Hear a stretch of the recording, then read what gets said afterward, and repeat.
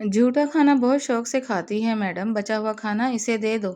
اس کی بے حسی پر وہ معصوم سی نم نگاہوں سے دیکھتی سر جھکا گئی۔ کل صبح سے وہ بھوکی تھی، اسے کھانا نہیں دیا گیا تھا۔ اب جو مل رہا تھا وہ جھوٹا کھانا بھی کھانے کو تیار تھی۔ سائم ملک، جس کے گھر میں وہ نوکرانی سے بدتر حالت میں رہتی تھی، کسی کو نہیں پتا تھا کہ وہ سائم کی منکوحہ ہے۔ ملازمہ نے اسے فقیروں کی طرح کھانا دیا۔ وہ لان کے کونے میں بیٹھ کر جیسے ہی نوالا منہ میں ڈالنے لگی، کسی نے پلیٹ چھین کر اس کا بازو موڑا۔ سامنے دیکھا تو یہ کیا بغیرتی ہے، سائم ملک کی بیوی دوسروں کا بچا ہوا جھوٹا کھانا کھائے گی؟ اس کی آواز میں بے پناہ غصہ اور بوجھل پن تھا۔ لڑکی نے تکلیف سے آنکھیں بند کیں، لیکن اگلے ہی پل تڑپ کر اپنی آنکھیں کھولی اور سائم کی آنکھوں میں آنکھیں ڈال کر بولی، سائم ہاتھ چھوڑو میرا، 2 دن سے بھوکی ہوں میں۔ جب تمہاری اس ظالم ممانی نے مجھے کل صبح سے ایک نوالا نہیں دیا، تب تمہاری یہ غیرت کہاں سوئی ہوئی تھی؟ وہ اس کا بازو چھوڑتے ہوئے دھاڑا، تو تم نے مجھے کیوں نہیں بتایا؟ نوکرانیوں والا رویہ کیوں برت رہی ہو؟ بتاتی کس حق سے؟ اس نے اپنے سرخ پڑتے بازو کو پکڑتے ہوئے تلخی سے کہا، تم نے ہی تو کہا تھا کہ اس گھر میں میری حیثیت ایک ملازمہ سے زیادہ کچھ نہیں ہے۔ اب جب میں ملازمہ بن کر دکھا رہی ہوں تو تکلیف ہو رہی ہے۔ سائم کا پارا مزید ہائی ہو گیا، وہ اس کے قریب ہوا، اس کا چہرہ اپنے دونوں ہاتھوں میں تھام کر جنونی انداز میں بولا، تم صرف میری ہو، سائم ملک کی منکوحہ۔ اگر دوبارہ تم نے کسی کا جھوٹا کھانا اٹھایا یا اپنے آپ کو نوکرانی کہا تو مجھ سے برا کوئی نہیں ہوگا۔ لڑکی نے اس کے ہاتھ جھٹک دیے اور معصومیت سے منہ بنا کر بولی، غصہ دکھانے سے پیٹ نہیں بھرتا، مجھے کھانا چاہیے، اور وہ بھی گرم گرم۔ سائم نے گہرا سانس لیا۔ اس کی ضد اور چلبلے پن پر غصے کے باوجود اس کے لبوں پر لمحے کے لیے ہلکی سی مسکراہٹ آئی۔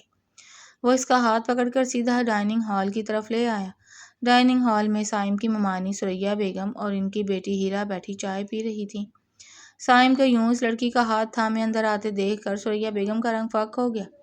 سائم، یہ کیا بدتمیزی ہے، اس کام والی کو ڈائننگ ٹیبل پر کیوں لائے ہو؟ ثریا بیگم نے کڑک کر کہا۔ سائم نے کرسی کھینچ کر لڑکی کو زبردستی اس پر بٹھایا اور خود اس کے برابر میں کھڑا ہو گیا۔ ممانی جان، یہ اس گھر کی ملازمہ نہیں، میری بیوی ہے، نور سائم ملک۔ ہیرا کے ہاتھ سے چائے کا کپ چھوٹ کر پلیٹ میں گرا۔ کیا سائم، تم پاگل ہو گئی ہو؟ اس غریب اور بے سہارا لڑکی سے تم نے شادی کر لی؟ نور، جو اب تک خاموش تھی، ہیرا کی طرف دیکھ کر بولی، ہاں ہیرا باجی، شادی بھی کر لی اور اب میں اس گھر کی مالکن بھی ہوں۔ ویسے کل کا باسی سالن دینے کا شکریہ، پر اب ذرا میرے لیے گرم پراٹھا اور انڈا بنوا دیں، مجھے بہت بھوک لگی ہے۔ سائم نے نور کی اس ڈٹائی اور معصومیت پر دل ہی دل میں مسکراتے ہوئے ہیرا کو گھورا۔ سنا تم نے، جاؤ کچن میں اور نور کے لیے فریش ناشتہ لے کر آؤ ابھی۔ ہیرا اور ثریا بیگم پیر پٹکتی کچن کی طرف چلی گئی۔ ناشتہ کرنے کے بعد سائم نور کو اپنے کمرے میں لے گیا۔ کمرے میں داخل ہوتے ہی اس نے دروازہ بند کیا اور نور کو دیوار سے جا لگایا۔ تم اتنی ڈھیٹ کب سے ہو گئی؟ سائم نے اس کی زلفیں پیچھے کرتے ہوئے مدھم آواز میں پوچھا۔ نور نے اس کے سینے پر ہاتھ رکھ کر اسے تھوڑا پیچھے دھکیلا۔ جب سے مجھے پتا چلا کہ میرا شوہر سائم ملک ہے۔ ویسے سائم، تم اتنے غصے والے کیوں ہو؟ ذرا مسکرا بھی لیا کرو، منہ پر 12 بجے رہتے ہیں۔ سائم نے اس کی کمر کے گرد ہاتھ لپیٹ کر اسے اپنے مزید قریب کیا اور سنجیدگی سے بولا، نور مذاق نہیں، تمہیں اندازہ بھی ہے اگر تمہیں کچھ ہو جاتا تو میں کیا کرتا؟ تم میری زندگی ہو۔ نور نے اس کے چہرے پر محبت اور جنون دیکھا تو اس کی چنچلاہٹ تھوڑی دیر کے لیے غائب ہو گئی۔ وہ نرمی سے بولی، تو پھر سب کے سامنے میرا ہاتھ کیوں نہیں پکڑتے؟ مجھے اس طرح چھپا کر کیوں رکھا ہے 2 سال سے؟ سائم کے والد کے اچانک وفات کے بعد اس کے چچا اور ممانی نے ان کی جائیداد پر قبضہ کرنے کی کوشش کی تھی۔ اس وقت نور، جو سائم کے دور کے چچا کی بیٹی تھی، سائم کے ساتھ کھڑی ہوئی تھی۔ نور کے والدین کا پہلے ہی انتقال ہو چکا تھا اور وہ بالکل اکیلی تھی۔ ایک رات جب ممانی نے نور کو گھر سے نکالنے کا منصوبہ بنایا تو سائم نے اسی وقت مسجد کے مولوی صاحب کو بلا کر نور سے نکاح کر لیا تھا۔ نکاح کے بعد سائم نے نور کے ہاتھ پکڑ کر کہا تھا، نور، ابھی میں کمزور ہوں، اگر میں نے سب کو بتایا کہ تم میری بیوی ہو تو یہ لوگ تمہیں نقصان پہنچائیں گے۔ کچھ عرصے کے لیے تمہیں سسرال میں ایک عام رشتہ دار بن کر رہنا ہوگا جب تک میں سب کچھ اپنے کنٹرول میں نہ لے لوں۔ نور نے معصومیت سے اس کی بات مان لی تھی۔ ٹھیک ہے سائم، میں تمہارا انتظار کروں گی۔ سائم نے نور کے ماتھے پر اپنے لب رکھ دیے۔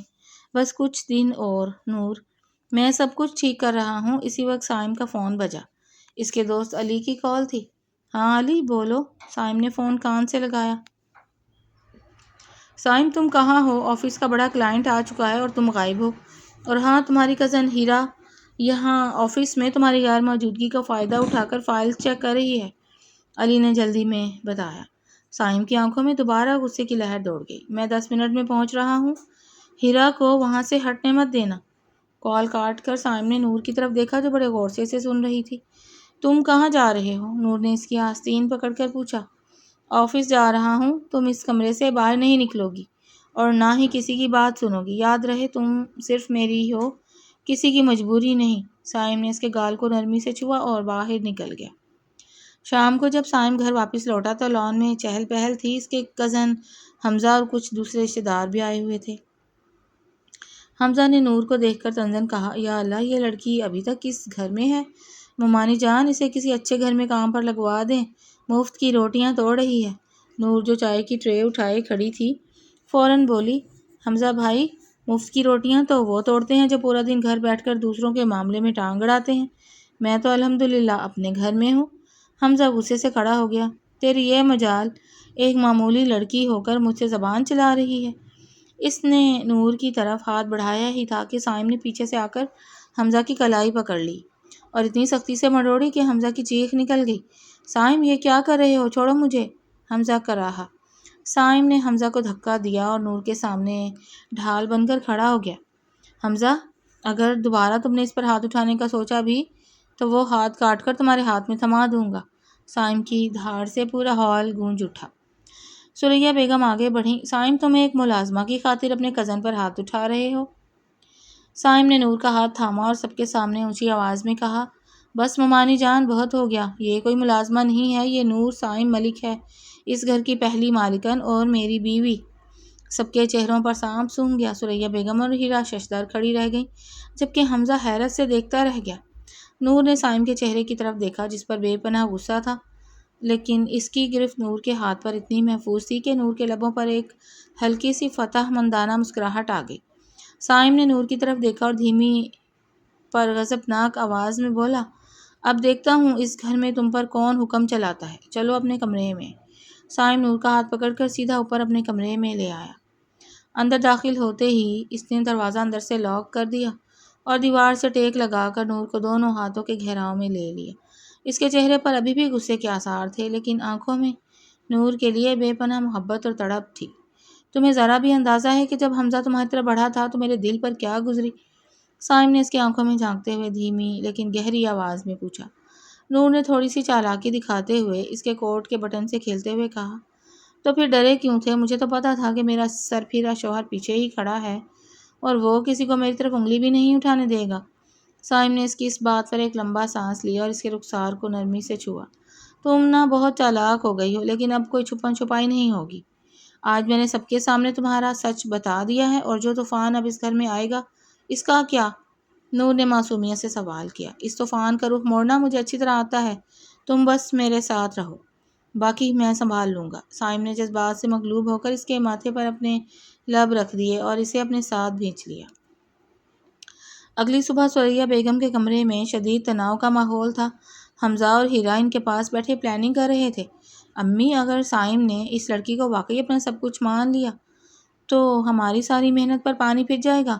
کمپنی کی جو پراپرٹی آپ کے نام ہونی تھی وہ تو اب نور کے نام چلی جائے گی، ہیرا نے گھبراتے ہوئے کہا۔ سریا بیگم نے چائے کا کپ میز پر رکھا اور ان کی آنکھوں میں مکر و فریب کی چمک آئی۔ اتنی جلدی ہار نہیں مانتے ہیرا، سائم کا غصہ اور اس کی جذباتی سوچ ہی اس کی سب سے بڑی کمزوری ہے، ہمیں بس ان دونوں کے درمیان شک کا ایک ایسا بیج بونا ہے کہ وہ اس لڑکی کو دھکے دے کر باہر نکالے، حمزہ نے اپنے ہاتھ پر مساج کرتے ہوئے کہا۔ لیکن امی سائم تو اس کی حفاظت کے لیے کچھ بھی کر سکتا ہے، کل اس نے میرے ہاتھ توڑنے میں کوئی کسر نہیں چھوڑی تھی، تم بس دیکھتے جاؤ، سریا بیگم نے زہریلی مسکراہٹ کے ساتھ کہا۔ نور کے ماضی کا ایک ایسا راز ہے جو اگر سائم کے سامنے آ گیا تو اس کا سارا پیار ایک سیکنڈ میں نفرت میں بدل جائے گا۔ اسی دوپہر سائم آفس کے کام سے باہر گیا ہوا تھا۔ نور باورچی خانے میں اپنے لیے چائے بنا رہی تھی کہ ہیرا وہاں آ گئی۔ سنو نور، تم بڑی خوش ہو رہی ہو نا کہ تم نے سائم کو اپنے جال میں پھنسا لیا، ہیرا نے طنز کرتے ہوئے کہا۔ نور نے چائے کا چمچ چلاتے ہوئے سکون سے جواب دیا، جال میں نہیں ہیرا باجی، ہم نے نکاح کیا ہے، اور ویسے بھی جو انسان سچا ہو اسے کسی جال کی ضرورت نہیں پڑتی۔ اچھا، ہیرا نے زہریلی مسکراہٹ کے ساتھ کہا، تو پھر سائم کو یہ بات معلوم ہے کہ تم ہر ہفتے اس ہسپتال کیوں جاتی ہو، اور وہ کون سا فارم ہے جس پر تم نے سائم کے جعلی دستخط کیے تھے؟ نور کے ہاتھ سے چمچ چھوٹ کر نیچے گر گیا، اس کا رنگ یکدم زرد پڑ گیا۔ تم کس بارے میں بات کر رہی ہو؟ وہی فارم جو میرے پاس اس وقت محفوظ ہے؟ ہیرا نے اس کے قریب ہو کر آہستہ سے کہا، اگر سائم کو پتہ چلا کہ تم نے اس کے بزنس کے دستاویزات استعمال کر کے کسی غیر بندے کی مدد کی ہے تو سوچو وہ تمہارا کیا حال کرے گا۔ نور نے خود کو سنبھالا اور مضبوط آواز میں کہا، میں نے کچھ غلط نہیں کیا، میں سائم سے خود بات کروں گی، کوشش کر کے دیکھ لو، لیکن سائم کا غصہ تم اچھے سے جانتی ہو۔ ہیرا یہ کہہ کر ہنستی ہوئی کچن سے باہر نکل گئی۔ نور وہیں کھڑی سوچ میں پڑ گئی کہ اب وہ سائم کو حقیقت کیسے بتائے گی۔ شام کو جب سائم گھر لوٹا تو اس کا موڈ کافی اچھا تھا۔ وہ نور کے لیے اس کے پسندیدہ پھول اور مٹھائی وغیرہ لے کر آیا تھا۔ وہ سیدھا اپنے کمرے میں گیا جہاں نور کھڑکی کے پاس اداس کھڑی تھی۔ سائم نے پیچھے سے آ کر اسے اپنی آغوش میں لیا اور اس کے شانوں پر اپنا سر ٹکایا۔ کیا ہوا میری جان، اتنی خاموش کیوں ہو؟ نور نے پلٹ کر سائم کے چہرے کو دیکھا، اس کی آنکھوں میں ہلکی سی نمی تھی۔ سائم، اگر میں تم سے کچھ چھپاؤں لیکن وہ غلط کام نہ ہو تو کیا تم مجھ پر بھروسہ کرو گے؟ سائم کی پیشانی پر بل آ گئے، اس کا لہجہ فوراً سنجیدہ ہو گیا۔ چھپاؤں؟ نور، تم مجھ سے کیوں کچھ چھپاؤ گی؟ تم جانتی ہو مجھے جھوٹ اور دھوکے سے تو نفرت ہے۔ دھوکہ نہیں ہے سائم، نور نے اس کے ہاتھ پکڑ کر جلدی سے کہا، بس ایک مجبوری تھی۔ اس سے پہلے کہ نور بات مکمل کرتی، سائم کے فون پر ایک نوٹیفیکیشن آیا۔ اس نے فون نکال کر دیکھا تو اس کے کزن علی نے ایک فائل اور کچھ تصاویر بھیجی تھیں۔ جیسے جیسے سائم اسکرین پر نظریں دوڑاتا گیا، اس کے چہرے کا رنگ بدلتا گیا اور آنکھوں میں شدید غصہ اتر آیا۔ یہ کیا ہے نور؟ سائم نے فون کی اسکرین نور کے چہرے کے سامنے کر کے شعلہ بار نگاہوں سے پوچھا۔ اسکرین پر نور کا ایک ہسپتال کے فائل پر دستخط کرنے والا فارم تھا جس پر سائم ملک کی کمپنی کا اسٹیمپ اور سائم کے جعلی دستخط موجود تھے۔ نور نے گھبرا کر کہا، سائم میری بات سنو، وہ نہیں ہے جو تم سوچ رہے ہو۔ یہ میرے ماموں کے بیٹے کے علاج کے لیے تھا، وہ بہت بیمار تھا اور تم نے مجھ سے بتائے بغیر میری کمپنی کے پیپرز استعمال کیے، مجھ سے جھوٹ بولا۔ سائم کی آواز غصے سے کانپنے لگی، اس نے نور کے دونوں شانے سختی سے پکڑ لیے۔ تم نے مجھ پر بھروسہ کرنے کے بجائے یہ سب کچھ چوری چھپے کیا۔ سائم، تمہیں ان لوگوں نے غلط گائیڈ کیا ہے، میں تم سے مانگنے آئی تھی لیکن تم اس دن شہر سے باہر تھے۔ نور نے روتے ہوئے صفائی دینی چاہی۔ بند کرو یہ ڈرامہ، سائم نے غصے میں پاس پڑی شیشے کی ڈیکوریشن پیس اٹھا کر دیوار پر دے ماری جو دھماکے سے ٹوٹ کر بکھر گئی۔ میں نے تمہاری خاطر اپنے پورے خاندان سے دشمنی لے لی اور تم نے میرے ہی نام کا سودا کر دیا۔ نور اس کے اس جنونی اور خوفناک روپ سے ڈر کر پیچھے ہٹ گئی۔ سائم، تم میرا یقین نہیں کر رہے، اس وقت میں صرف اس ثبوت پر یقین کر رہا ہوں جو میرے سامنے ہے۔ سائم کی آنکھوں میں دکھ اور غصے کی ملی جلی کیفیت تھی۔ آج کے بعد تم اس کمرے سے باہر قدم نہیں رکھو گی جب تک میں اس سارے معاملے کی سچائی خود پتہ نہیں لگا لیتا۔ سائم نے نور کی ایک نہ سنی اور باہر نکل کر دروازہ باہر سے لاک کر دیا۔ نور دروازے سے الگ کر نیچے بیٹھ گئی اور پھوٹ پھوٹ کر رو پڑی۔ باہر ہال میں ثریا بیگم اور ہیرا یہ سارا منظر دیکھ کر دل ہی دل میں جشن منا رہی تھی۔ دیکھا امی، میں نے کہا تھا نا کہ سائم کا غصہ ہی ہماری سب سے بڑی طاقت ہے، ہیرا نے مسکرا کر کہا۔ ثریا بیگم نے کہا، ہاں لیکن اب کھیل کا اگلا حصہ شروع ہوگا۔ کل سائم کی غیر موجودگی میں ہم اس لڑکی کو ایسے پھنسائیں گے کہ وہ خود یہ گھر چھوڑ کر بھاگ جائے گی اور سائم سمجھے گا کہ وہ بے گناہ نہیں تھی اس لیے چلی گئی۔ لیکن ان دونوں کو یہ نہیں معلوم تھا کہ سائم کا دوست علی جو سائم کے ساتھ ہر کام میں شریک تھا، وہ بھی اس سارے معاملے کی اندرونی کہانی نکالنے میں مصروف ہو چکا تھا اور حقیقت کچھ اور ہی نکلنے والی تھی۔ رات کے 2 بجے سائم اپنی اسٹڈی روم میں بیٹھا شراب کی طرح غصے کا گھونٹ پی رہا تھا۔ اس کا دل ماننے کو تیار نہیں تھا کہ نور اس کے ساتھ دھوکہ کر سکتی ہے، لیکن ثبوت اتنے صاف تھے کہ وہ الجھن کا شکار تھا۔ وہ اٹھا اور خاموشی سے اپنے کمرے کی چابی لے کر اوپر گیا۔ اس نے آہستہ سے دروازہ کھولا۔ کمرے میں اندھیرا تھا اور نور فرش پر ہی سوئی ہوئی تھی۔ اس کے چہرے پر ابھی بھی آنسوؤں کے نشان تھے۔ سائم کا سخت دل اس کی معصومیت دیکھ کر پگھلنے لگا۔ وہ خاموشی سے اس کے پاس نیچے بیٹھا اور اس کے چہرے سے بکھرے ہوئے بال پیچھے کیے۔ تم نے ایسا کیوں کیا نور؟ تم مجھے بتا دیتی تو میں اپنی جان بھی تمہاری قدموں میں رکھ دیتا، سائم نے انتہائی دردناک اور محبت بھری آواز میں خود سے کہا اور اس کے ماتھے پر ہلکا سا بوسہ دیا۔ اسی وقت نور نے خواب میں کلملا کر صائم کا ہاتھ پکڑ لیا اور مدھم آواز میں بولی، صائم میں نے دھوکہ نہیں دیا، مجھ پر یقین کرو۔ صائم نے اپنا ہاتھ اس کی گرفت میں رہنے دیا اور وہیں بیٹھ کر سوچنے لگا کہ شاید اس کہانی کا ایک رخ ایسا بھی ہے جو اس کی نظروں سے اوجھل ہے۔ اگلی صبح صائم بغیر نور سے ملے آفس چلا گیا۔ اس کا مقصد علی سے مل کر اس فائل کی اصل سچائی معلوم کرنا تھا، کیونکہ اس کا دل کہہ رہا تھا کہ اس کے پیچھے کوئی بڑی سازش ہے۔ آفس پہنچتے ہی علی نے اس کے سامنے ایک نئی رپورٹ رکھی۔ صائم، جو فائل ہیرا نے تمہیں بھیجی تھی وہ ادھوری سچائی ہے۔ صائم نے چونک کر علی کو دیکھا۔ کیا مطلب؟ مطلب یہ کہ نور نے تمہاری کمپنی کی گارنٹی ضرور استعمال کی تھی، لیکن وہ رقم اس نے اپنے خاندانی زیورات بیچ کر 3 دن کے اندر بینک میں واپس جمع بھی کروا دی تھی۔ اور سب سے بڑی بات، جس ہسپتال کی یہ فائل ہے اس کا مالک حمزہ کا خاص دوست ہے۔ ہیرا اور حمزہ نے مل کر اس کاغذ کو ایڈٹ کر کے تمہیں بھیجا تاکہ تم دونوں میں طلاق ہو جائے۔ صائم کے پیروں تلے سے زمین نکل گئی۔ اس کا چہرہ غصے سے سرخ ہو گیا۔ کیا ان کی یہ مجال؟ انہوں نے میری نور کو استعمال کیا۔ صائم جلدی کرو، علی نے گھبرا کر کہا۔ مجھے خبر ملی ہے کہ حمزہ اور ثریا بیگم ابھی گھر پر نور پر دباؤ ڈال رہے ہیں تاکہ وہ کسی کاغذ پر دستخط کر کے گھر چھوڑ دے۔ صائم کی آنکھوں میں خون اتر آیا۔ اس نے بنا ایک سیکنڈ ضائع کیے اپنی گاڑی کی چابیاں اٹھائیں اور تیز رفتاری سے گھر کی طرف نکل پڑا۔ صائم نے گاڑی کا بریک اتنی زور سے لگایا کہ لان کی بجری اڑ گئی۔ وہ شیر کی طرح دھاڑتا ہوا سیدھا ہال میں داخل ہوا۔ سامنے ثریا بیگم اور حمزہ نور کو گھیرے کھڑے تھے اور ہیرا اس کے ہاتھ میں زبردستی قلم تھما رہی تھی۔ نور ان کے سامنے ڈٹ کر کھڑی تھی اور کاغذات پر دستخط کرنے سے صاف انکار کر رہی تھی۔ اگر تم نے اس کاغذ پر سائن نہیں کیے تو صائم تمہیں دھکے دے کر باہر نکالے گا، ہیرا نے کڑک کر کہا۔ صائم کو نکالنے دو، لیکن میں تم جیسے چالاک لوگوں کے سامنے ہار نہیں مانوں گی، نور نے پوری قوت سے جواب دیا۔ بہت بولتی ہے یہ، حمزہ نے جیسے ہی نور کا شانہ پکڑنے کے لیے ہاتھ آگے بڑھایا، صائم نے پیچھے سے آ کر اس کی گردن دبوچ لی اور اسے زمین پر پٹخ دیا۔ صائم! ثریا بیگم کی چیخ نکل گئی۔ ممانی جان، خاموش! صائم کی آواز میں اتنا غضب تھا کہ پورا گھر کانپ اٹھا۔ مجھے پتہ چل چکا ہے کہ ہسپتال کے فارم کا سچ کیا ہے اور تم سب نے مل کر نور کو کیسے پھنسایا ہے۔ صائم نے ہیرا کے ہاتھ سے کاغذات چھین کر اس کے منہ پہ مارے۔ تم لوگوں کو لگتا تھا کہ میں اپنی بیوی پر تمہاری وجہ سے شک کروں گا؟ حمزہ، اگر اگلے 5 منٹ میں تم اور تمہاری فیملی اس گھر سے باہر نہ نکلے تو جیل کی ہوا کھاؤ گے۔ حمزہ اور ثریا بیگم صائم کا روپ دیکھ کر خوفزدہ ہو گئے اور بغیر کوئی لفظ بولے اپنا سامان اٹھا کر الٹے قدموں بھاگ نکلے۔ ہال میں اب صرف صائم اور نور اکیلے تھے۔ صائم نے نور کی طرف دیکھا جس کی آنکھوں میں ابھی بھی غصے اور شکوے کے آنسو تھے۔ صائم آہستہ آہستہ اس کے قریب آیا۔ اس کا غصہ اب مکمل طور پر شرمندگی اور محبت میں بدل چکا تھا۔ نور، مجھے معاف کر دو، میں نے غصے میں تم پر شک کیا، دور رہو مجھ سے۔ نور نے اس کے سینے پر ہاتھ رکھ کر اسے پیچھے دھکیلا اور معصومیت سے منہ بنا کر بولی، بڑے آئے، میں صائم ملک ہوں، کل رات مجھے کمرے میں بند کیا، مجھ پر چلائے اور اب معاف کر دو۔ اتنی آسانی سے معافی نہیں ملے گی۔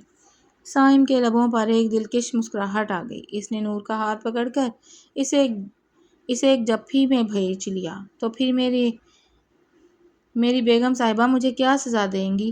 سزا یہ ہے کہ تم پورا ہفتہ میرے لیے خود ناشتہ بناؤ گے، مجھے شاپنگ پر لے جاؤ گے اور آئندہ کبھی مجھ پر غصہ نہیں کرو گے۔ نور نے اس کی گود میں ہاتھ باندھ کر معصومانہ تحکم سے کہا۔ صائم نے ہنس کر اس کے ماتھے پر بوسہ دیا۔ منظور ہے میری جان، جو کہو گی وہ سر آنکھوں پر، لیکن ایک شرط ہے۔ کیسی شرط؟ نور نے چونک کر پوچھا۔ صائم نے اسے بازوؤں میں اٹھا لیا۔ نور نے گھبرا کر اس کی گردن کے گرد ہاتھ ڈال دیے۔ یہ کیا کر رہے ہو صائم؟ نیچے اتارو مجھے۔